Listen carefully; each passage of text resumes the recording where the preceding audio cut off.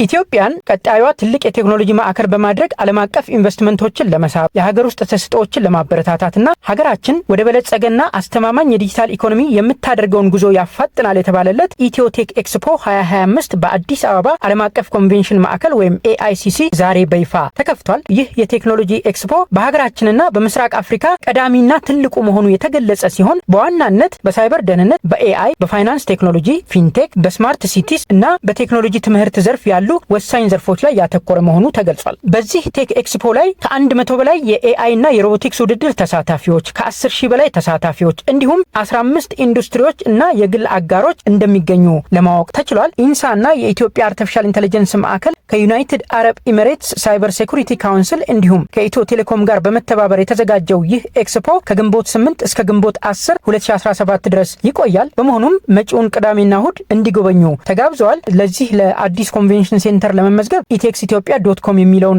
ዩአርኤል እንከፍታለን። እዚህ ዩአርኤል ላይ ከገባን በኋላ ይህንን ፔጅ ነው የሚያሳየን። እንደምትመለከቱት ቬኑን ማየት ትችላላችሁ። ቬኑ ሎኬሽን የምትለዋን ተጭናችሁ ቬኑን ማየት ትችላላችሁ። መመዝገብ ከፈለጋችሁ ደግሞ እንደዚህ አይነት ፔጅ ያመጣላችኋል።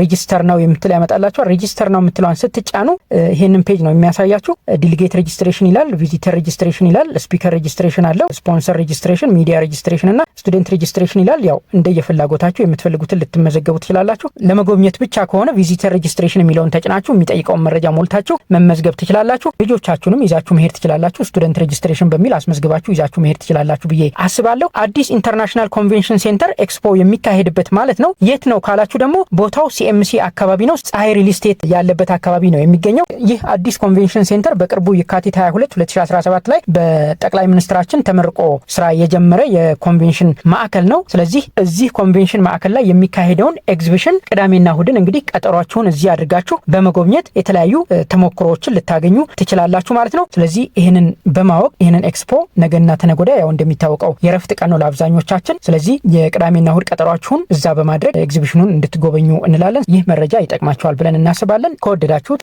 ላላዩት ላልሰሙት ሼር በማድረግ ይህንን መረጃ ተደራሽ እንዲሆን እንድታደርጉልን እንላለን። ቻናላችንን ሰብስክራይብ በማድረግ ወቅታዊና ጠቃሚ መረጃዎችን ታገኛላችሁ። እናመሰግናለን።